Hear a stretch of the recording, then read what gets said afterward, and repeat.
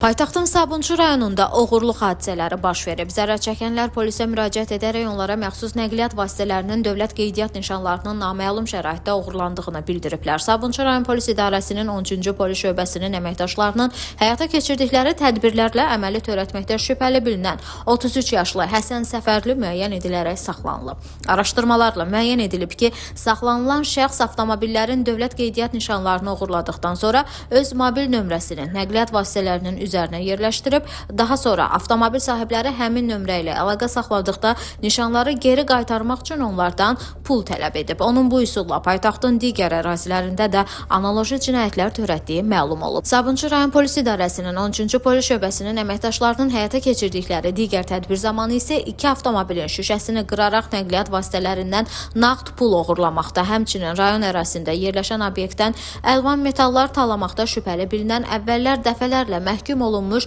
27 yaşlı Elçin Xəlilov da müəyyən edilərək saxlanılıb. Hər iki şəxslə bağlı polis şöbəsində araşdırmalar davam etdirilir.